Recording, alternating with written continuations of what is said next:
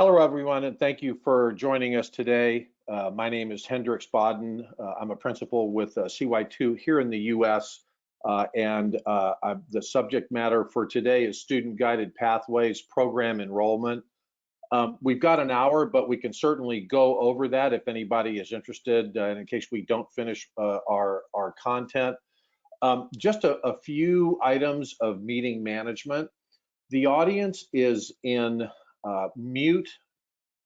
What we do want to do, however, is make this as interactive as possible. So please feel free to ask questions in your GoToWebinar client. You'll see a question function. Go ahead and ask questions, and we'll interrupt the session to answer those questions at the time you ask them so that they're relevant, rather than waiting until the end.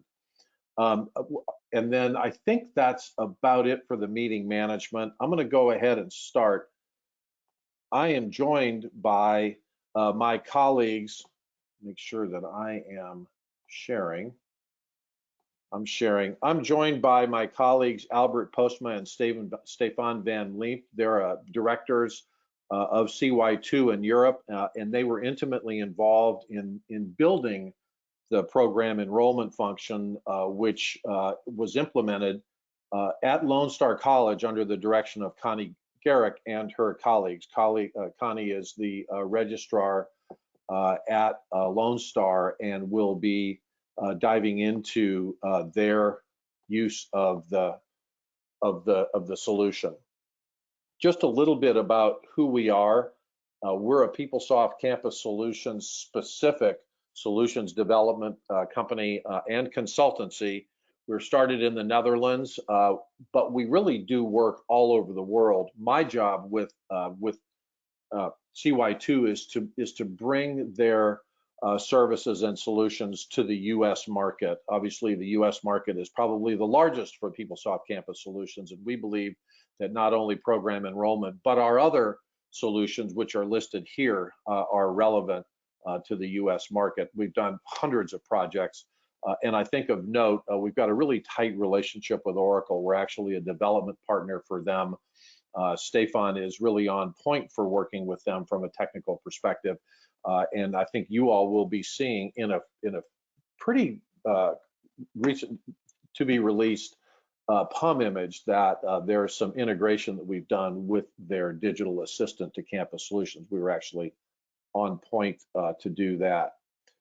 This is our agenda.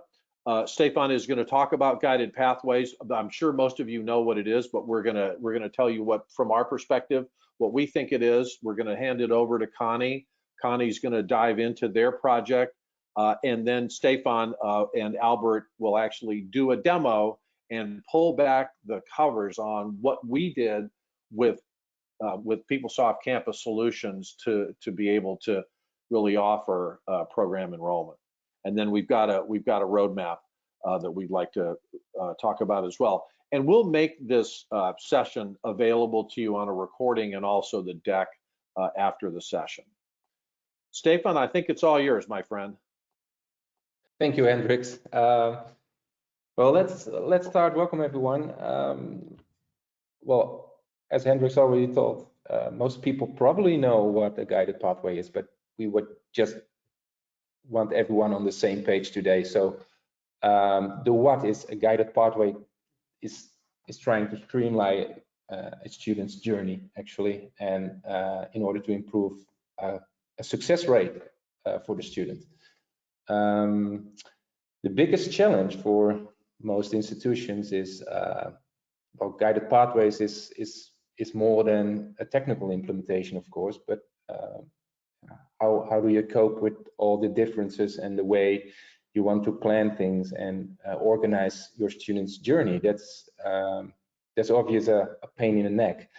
And what we want to do is to show you today how you can organize things. Now, there is a guided pathway framework, actually. I pulled it from the EAB.com.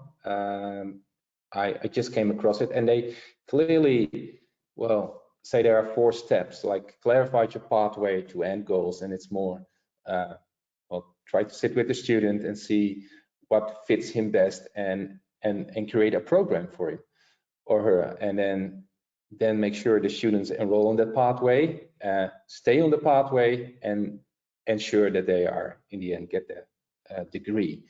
And these are the 4 steps that are described by the EAB.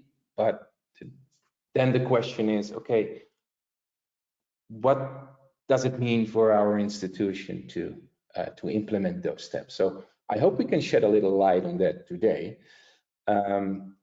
So if we go to the next slide,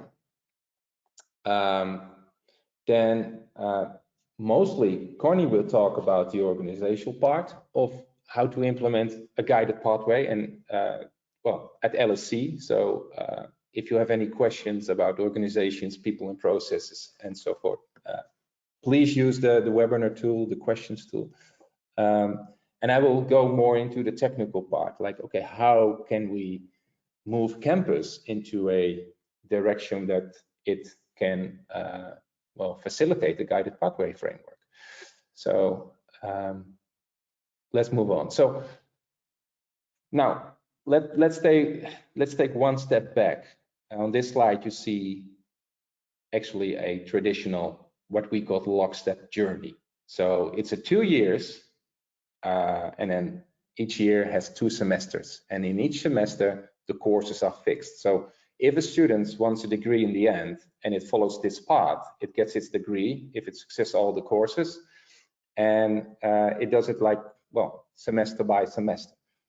Now, there's also another way to do it, and let's call it the guided pathway and say, hey, I do the same amount of courses, but in a different order. And it can't be that the student says, well, in my first year, I have more time, so I just gonna plan more courses towards the beginning. That leaves me less courses in the end, in year 2. And although the deck is a little bit shuffled, it still has the same degree at the end of year 2. So this is a way to see guided pathways, that you give the student the ability to plan its courses in the way he or she wants. Yeah. Okay. Now that was my small introduction. I will come back for a demo later, but I think you want to hear from Connie from Lone Star College first. So I give the microphone to Connie. Connie, the floor is yours. Thank you, Stefan. Hi, my name is Connie Garrick, and I'm the Executive Director for Records and the Registrar here at Lone Star College. And so we began talking to CY2 back in 2019, or my IT department did. Ladjan Gogu, who's over the IT area, knew, I don't know if he knew Ernst or at that time, or got to know him through one of the HUG events, but they started talking about program enrollment. So we ended up putting out a RFP and hired CY2 in April of 2019. Oh, sorry. Back up for just a moment there, Hendricks. I was getting ahead of myself, but a little more about Lone Star College. We have about 89,000 credit students each semester, and we also have non-credit students. So about 99,000 students come through our doors every semester, and we're one of the top 3 largest community colleges in the nation. We have 8 campuses, a lot of centers around the Houston area. We're in a suburban area of Houston. So that's just a little more about Lone Star. But again, our original project timeline, we hired CY2 as a consultant in 2019, April. We started meeting with them in May to begin the project. Between May and June, we made a whole lot of decisions. Not that we stuck to all of those initial decisions, but you know, when we are looking at it from the outside before we got into it, we had to make a lot of design decisions. And so we made those in those couple of months. And CY2 consultants actually came on site that summer, and we started building out all the templates for all of our degree plans. They started working on all the rules engines that would run all the processes in the background to drive those guided pathways forward.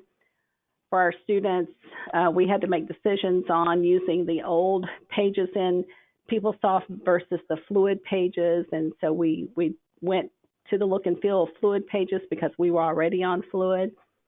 Testing, lots and lots of testing, very rigorous testing for all of that. So we finally launched program enrollment in January of 2020 and went live with the project. We did training prior to that in October with all of our advisors and student services employees.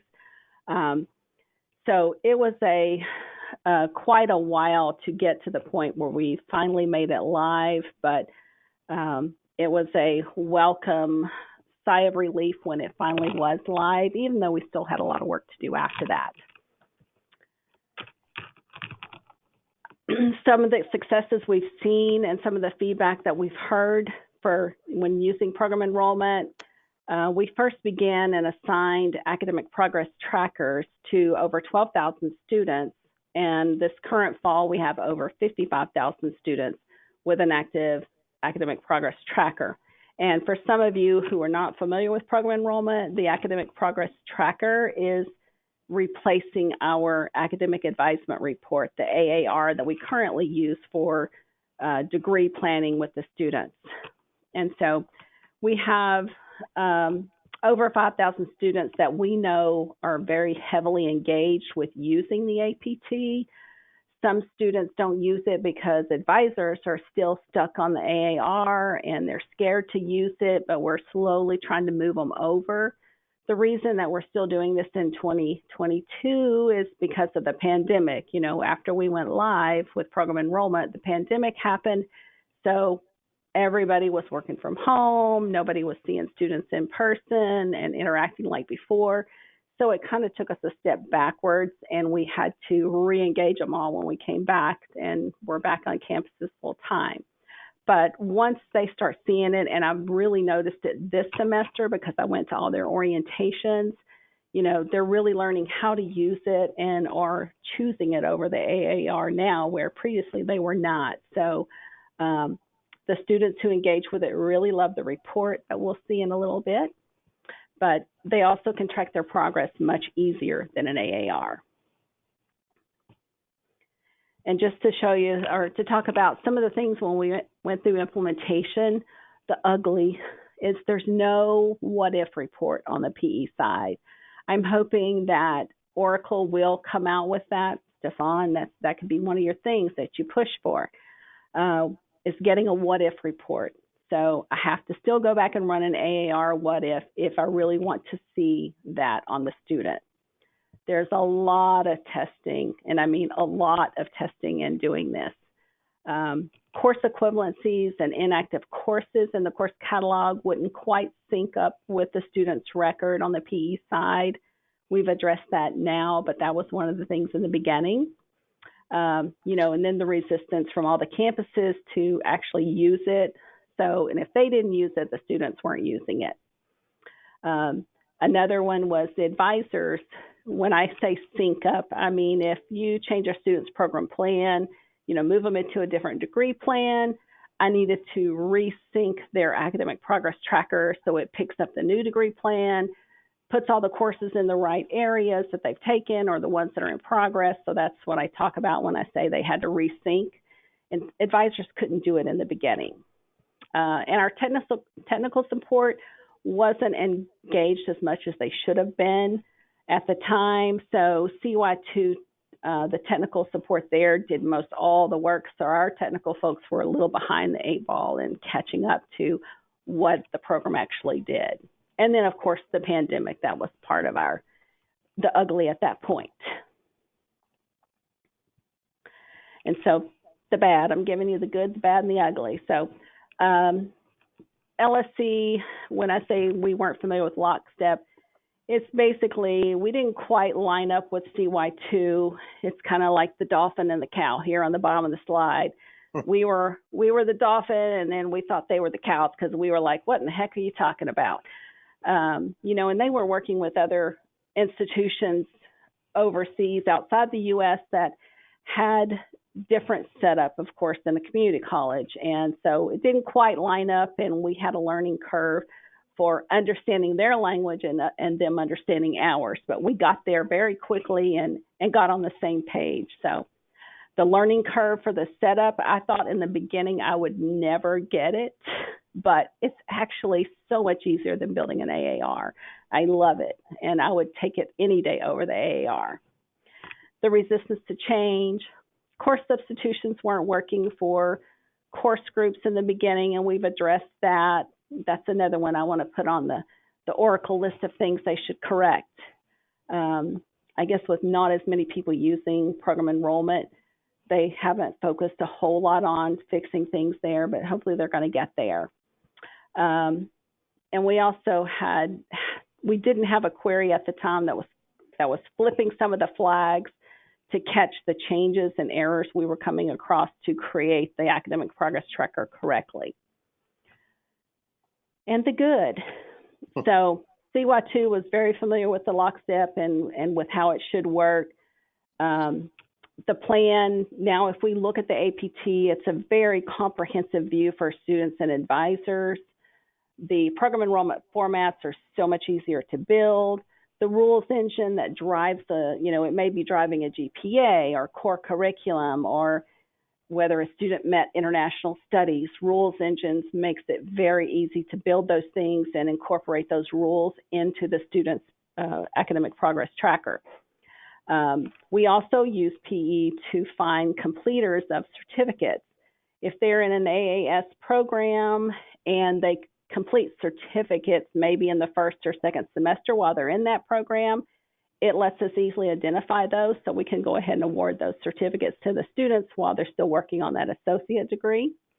And the PE report overall, the aesthetics of it are so much better than the AAR.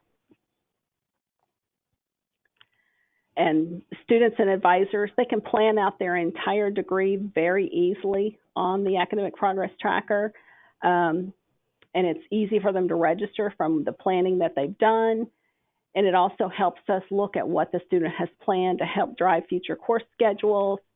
And it's available even after the student graduates. Where in AAR, once the student is completed, you have to run a what if. But the PE report stays there even though the student graduates, or maybe they got out of that program and went to a different one. It's still there. I can still reference it.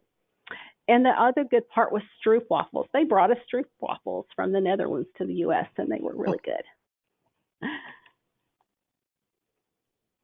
And this, I know it's small to read on here, but on the right side is the academic advising report for a Lone Star. On the left side is actually one of the academic progress tracker. That's the report that it generates for the student.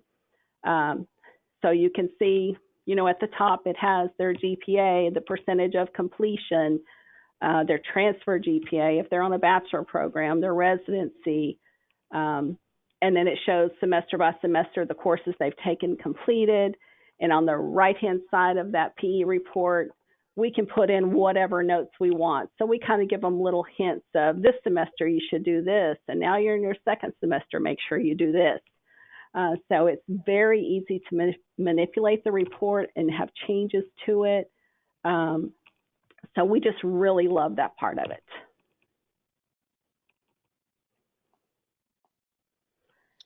And now I think it's back to you, Stefan.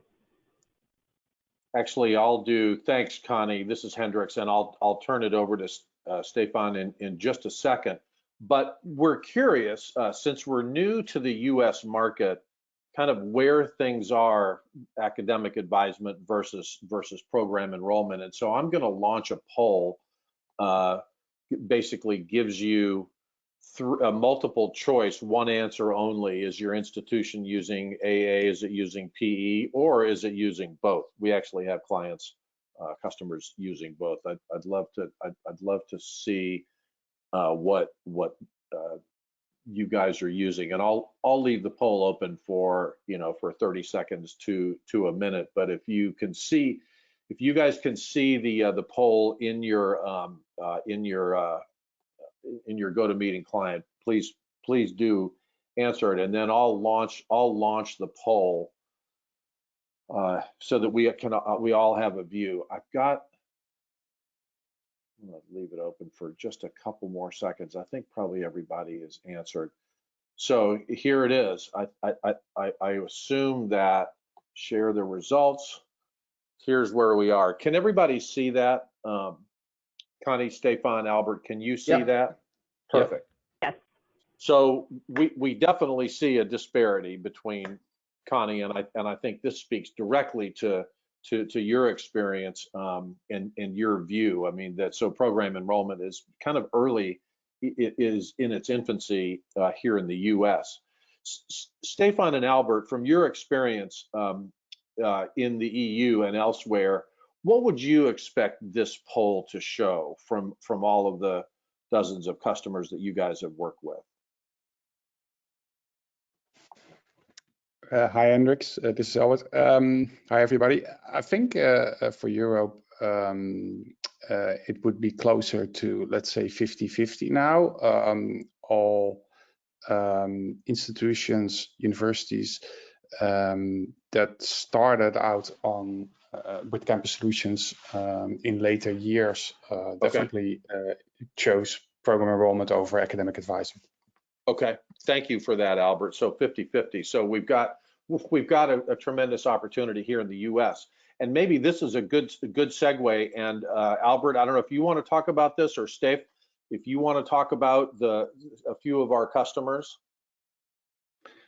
Well, Stefan again here. Let me start with Manchester. Well, the statistics are on the screen, of course, and they are, well, a typical lockstep journey, student journey university. So absolutely no guided pathways here. And if we go one slide further, we see Schema, which is a business school with campuses across the world, I would say. And what they do, they have lockstep and they have guided pathways. They just mix them up. So they say, well, for executive MBAs, we just still use lockstep, while doing the bachelor's BAs, then we're going for guided pathways. So it's absolutely possible to mix things up. And what these two universities have in common, as for LSE, is they all use program enrollment. So they have an easy choice. If it's lockstep or guided pathway, they can just move easily between both. And you see, these are very different institutions. One is a business school, the other one is a university, and still they can use program enrollment at their base. Yeah.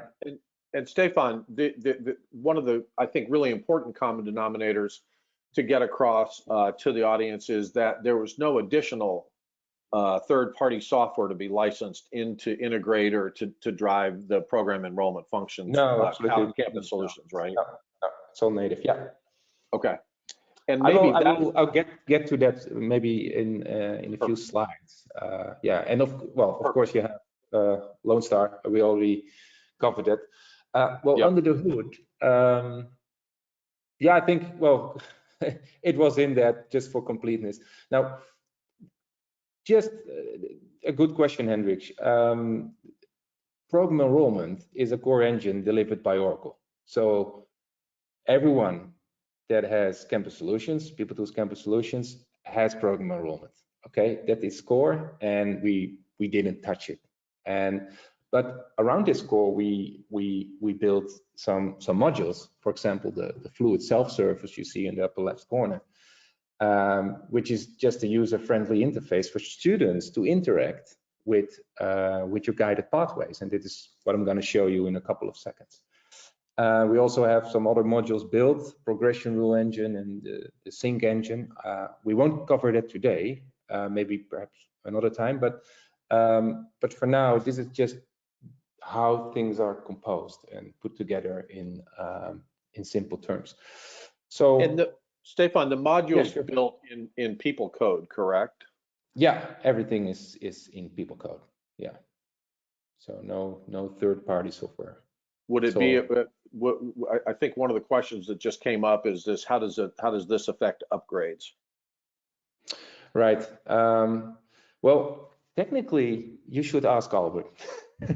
I think we're good with upgrades, but maybe Albert can just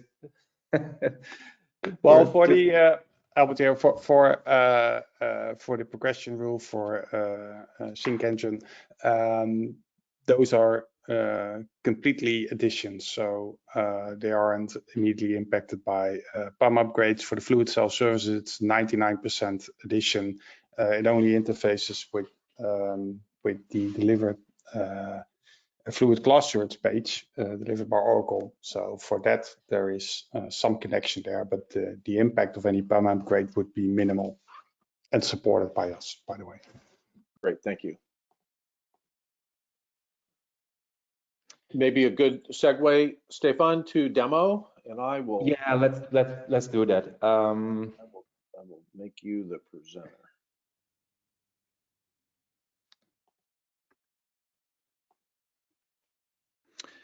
All right, let me.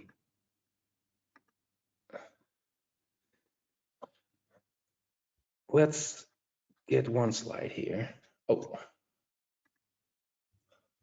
And we can see your screen, so you're good. Yeah, I know. So it's okay. People tools 859.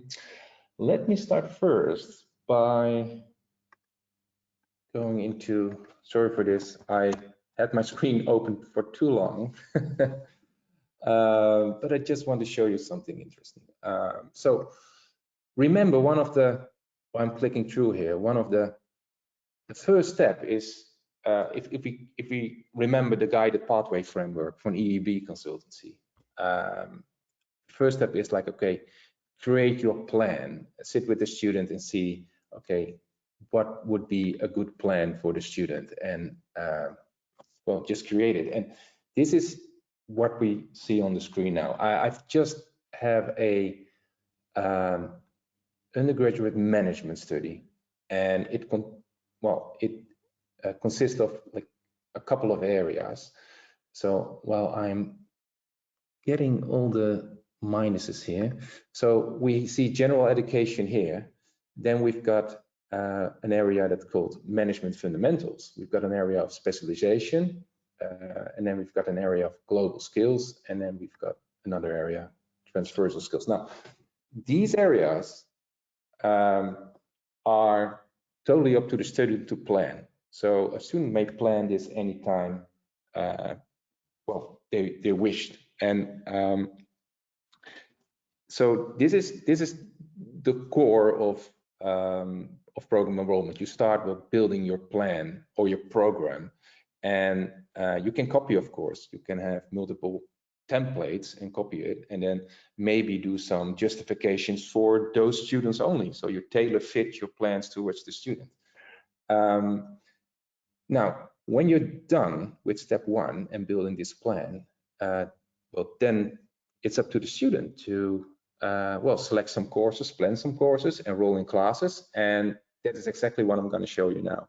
So I just wanted to show you this administrative screen from the back end. That's all. Now let's see if I have a second screen here. So now I'm logged in as a student. Let me get this out of the way. And well, what we chose is to put the guided pathways behind the managed classes. And of course, we can put it anywhere. We can put it behind a separate tile. But we thought, well, we call it plan and register for courses. And the first thing, if you look at this student's personal program, you can see these areas coming back, which I just showed you. And what you also can see is that we have a 6% completion rate here, and we have 15 of the 240 credits. Now, let me just click one open here, the general education. And what you can see here is that general education has this area has two, well, let's say modules or sub areas, and which is called education 1 and 2, just for the demo, very simple, of course. And here we see already 9 credits are planned out of the 30s. So let me click on this education one here, and I already see that I've been passed for some of these classes, and I can still still need to choose, well, these and choose and plan those as well. So and let's say we want to plan something like introduction to sociology, and then we go here and we see a term selector, and this is simply saying, hey, if you want to do this course, there are 2 terms available where you can choose from. Now let me say, well, I'm going for the fall, and I get this feedback, there's 1 or more open classes available, so that's a good thing. And the only thing I need to do is save my planning, and it's saved to my planning. Now, I will come back later what to do with all the saved planning items. But this, what you see right here, resembles a course list. And I think most of the people on board knows what course lists are. And I can plan, well, every course in this list. At the end, well, they are required in this case. I see all ands here. There are, of course, also course lists where you have the ors in between and that kind of constructions. But for now, we kept things simple and just show you the way people can plan their terms and their courses here. Let me go back and go to education 2, for example. Now, this is a course group, which means it's not a finite list of courses I have. I can just add from well, maybe a list of, I heard universities that have maybe 1,000 courses in a course group where people can choose from. And in that case, you just click the add course here, and you will be presented with a limited amount of courses, and you can do a search. For example, I will search this subject area and get anything with anthropology. And same counts here. I do a search, get my, well, whatever I search for. I can also search for biology or whatever I think would be nice to do. And then let's take this Indians of California here. Let me pick the fall. Now, I get immediate feedback. There is a waitlist going on here. So we might skip to spring. And then we see, hey, there is 1 or more open classes available. That's good. So again, here as well, I just check return and save my planning. Now, and this is how students can actually just plan their courses in these content areas. I just showed you from the general education. Same counts for fundamentals. There's fundamentals 1 and 2, very surprising, but if I go to fundamentals 1, I do see, hey, there's 1 planned course, and it's actually a retake. So my previous mark grade wasn't that great, it was an F. So and I already have a retake there, already planned it, and I can, well, just do the same thing. Say, hey, I like the management theory here. I want to do it in fall. Let's see if something is available. Yeah, it is, and I save it to my planning. Now, the fun thing is, you see a message popping up, and this is what we wanted to see. You can select all kinds of rules that you want to fire off whenever you do, well, any selecting of courses. In this case, it says, well, you only have six credits selected, but we need 30 credits for this whole fundamentals. So please be aware of that. So this is what we can have in the background here.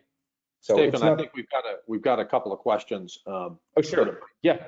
Sorry to interrupt, but I think no, it's good. Someone asked, how far out can we plan? Can you plan in your academic calendar? Well, I'm trying to answer this question because I've seen different models. I believe at Lone Star, but maybe Connie can also answer that. They were able to only do 2 terms ahead, but I think the answer is you can do 4 terms ahead, or maybe restrict it to 1. But I just gonna leave it to Connie as well. So maybe Connie can chip in here. Sure, yes. We allow our students to plan out their whole degree, their 2-year, or if they're in our bachelor program, their 4. They can plan out the whole thing. Yes. That's awesome. A follow-on question then, either Stefan or Connie, are there any constraints in a current program structure that would prevent a Campus Solutions customer from using program enrollment? Not to my knowledge. Well, not to my knowledge, but maybe I think Albert can answer that question better. Yeah, I mean, it's a pretty open question in general. I would say that that there's nothing that you can't do in program enrollment that you can do in academic advisement. It's just that academic advisement stems from the idea that you collect a number of courses which might take you to a degree, whereas program enrollment comes from the other direction, where you at least the way it was originally designed, you choose to work towards a certain degree. So this is what you need to do, which is really a guided pathway. And they meet in the middle, basically. So, but in program enrollment, combined with the fluid self-service that you're seeing, you can have very lockstep programs, also programs which could be organized in time-wise in years and semesters. And then at the opposite side is what Lone Star is doing, where you have a number of areas where your students allow to plan and enroll for courses, maybe for 1 year ahead or 2 years ahead or 3 years ahead. That's up to configuration. So the answer is, with program enrollment, you can basically do what academic advisement is doing, but also, in addition to that, have more locked stepped programs. Yeah, and I think Albert, I mean, to me, I think the fact that Schema is doing both in the same Campus Solutions instance is probably kind of a proof point as well. Exactly. Yes, their executive programs, for example, are completely lockstep with some electives in it that students can choose from, and not even all executive programs. Whereas their undergraduate programs are very flexible and also organized around or in areas, just like the example program that you're looking at, right. And similar to what Lone Star is doing here. Right. And Connie, I mean, in de facto, Lone Star is doing both, just because there's there's yeah. Whether and you want, sorry. Oh, sorry, go ahead. No, after you. I was just going to say, even though our students can plan out their entire degree, which is great that they do so, we do prevent them through program enrollment from enrolling like in semester 4 for something they're not ready for, because we want to kind of take them through their plan in a guided way. So we don't open up later semesters for actual enrollment, but they can actually plan it. I think that's a really good point. That's a really good point. Thank you, Connie. Stefan, back to you if you have more demo, or if you want to move on. I'm just finishing up. So just we've planned enough for now. So let's hit the register button here. Now, what I'm going to do, and just what I'm going to see, is an overview of all that I have planned during the demo. So on this level, you can see, well, we have fall and spring. So you might select the term as a filter. Now, well, I'm saying, well, just give me just the whole 2022 year. And this is all that is already planned. So yes, we did Indians of California, we did some management theory, sociology, and well, it's all there. Now, normally there's also a button here, choose class, but apparently for the demo, we only had like introduced one class. So there's no really option to choose any other. So that's why we see this. Now, see this as a shopping bag. So you might say, well, I'm gonna drop a few here. And if you think you're ready, then you just hit enroll and then it's done. So let me do that. And well, are you sure? Well, I am. And then it's gonna enroll for those 4 courses. Now, underneath there is this what we call the rules engine, which you can dynamically and configure all the rules you need to think of whenever you enroll in such classes. Now, what you can see right now, so we've got 2 successes here and 2 failures, because it says, well, if you want to do this one, you first have to complete introducing to accounting, unfortunately. And also this one is unable to add this class and requisites have not been met. So this is something each institution can do for itself. These are the prerequisites, you have co-requisites, and so forth. So you can do that, you can see that whenever we hit the enroll button, you get this direct feedback. Now, for now, Stefan, yeah. Stefan, if I may add Yeah. briefly, what you see Sure. here, I just want to make sure that is clear. What you see here is any outcomes of rules as well as any enrollment requirements that might be in place. So it's doing all the checking and reporting back to the student any enrollment requirements that you might have set up already, or any rules that you've set up for certain courses that have been violated, and in case those are violated, those classes have not been enrolled. Yeah. So it's both enrollment requirements and rules. I just wanted to add that. Yeah. Okay. Well, and that's the planning and enrolling journey for a student. And yeah, what you can do is go back to your overview here, and you can actually see that. Stefan, before you do that, one more question. Sure. Yeah.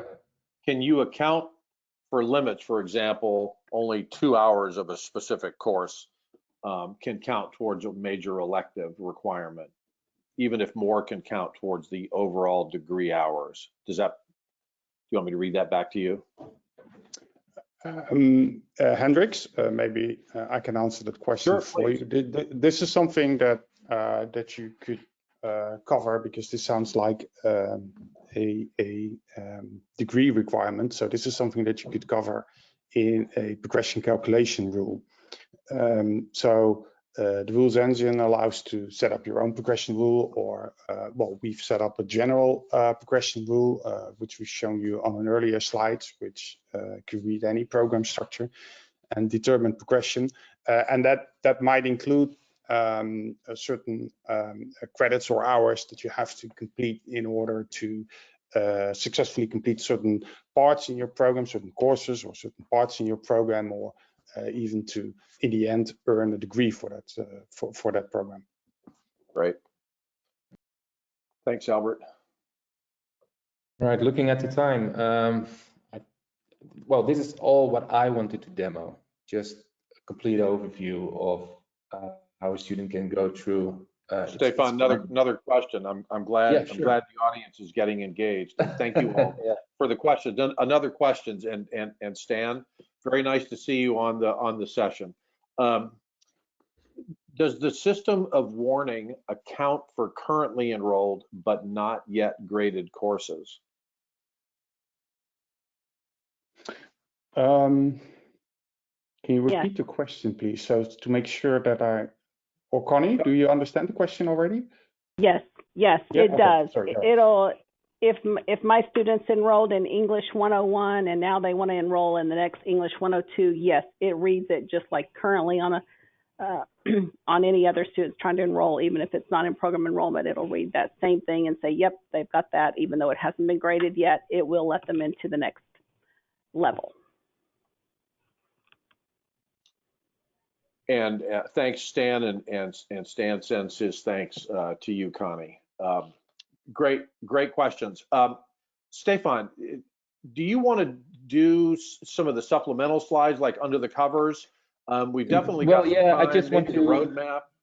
Yeah, so let me quickly, because we're about 10 minutes, well, Yep. 30 minutes from the hour. So, let me get through.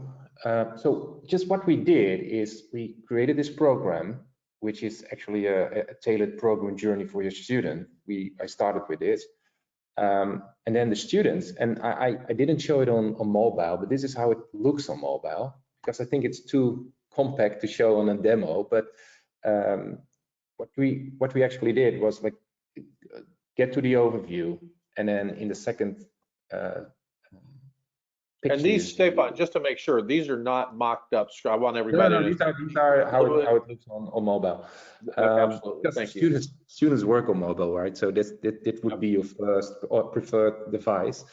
You select a term here, and then you just enroll. So this is what they go through, these 3 steps, and then this is how they plan their career basically.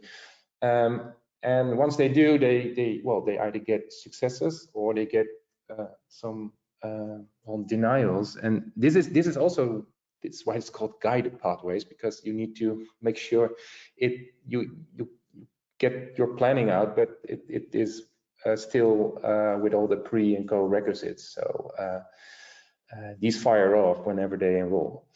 So this was just my quick summary of the demo. Yeah, so we delivered a lot of stuff already, and just looking into the future, which will be the end of 2022 and the beginning somewhere in 2023, is something we called one-click enroll. For example, if there is one class example of available, why won't we just can quick enroll from the planner already? So the selected term is a quick enroll. So we can skip the shopping basket, for example. Also, something what's on the roadmap is a full planner control, like that an administrator can take over the planner and the schedule from a student. It can already take over a planner as an administrator. So an administrator can really, take control over the student's journey. From time to time, that is just a very nice feature to have. But also doing both the planner and the schedule as an administrator is something we are working on. And of course, chatbot integration. So we like to see that students can have a conversation with a chatbot that delivers the whole journey, but then in a conversation kind of way. So you say, hey, just can you enroll me for Math 101, and then it takes off from there. By just chatting to a chatbot, and you're done. So this is something we are looking into as well. And this is my last slide, Hendricks. Great. Well, and I see we have a typo on there. If everybody, trust me, we don't make typos in our code, just on PowerPoints. And we finished before the top of the hour. I'd like to thank everybody again for their time. I hope it was valuable. Stefan, if you could advance to the last slide so that people can get there we go. If any of you are curious to learn more, we'd love to talk to you, one-on-one. You can see my email address there. This session will be available on our website in a day or two. We'll send out a link. And then for those of you that might be attending Alliance, we will be there, and we'll hope to see you there. We've got some other sessions coming up around continuing ed and some other of our solutions. You'll get notification via email from us. Anyway, Connie, I would like to thank you very much for your time and your commitment to CY2. We really appreciate it. No problem. I have ulterior motives to keep increasing the usability of PE for greater enhancement. Well, and I think we heard a few things that you want us to build, and if Oracle doesn't do it, we should. So Stefan, I think we'll circle back with Connie on those. But anyway, yep, absolutely, Connie. Everybody, thanks. Have a great rest of the week.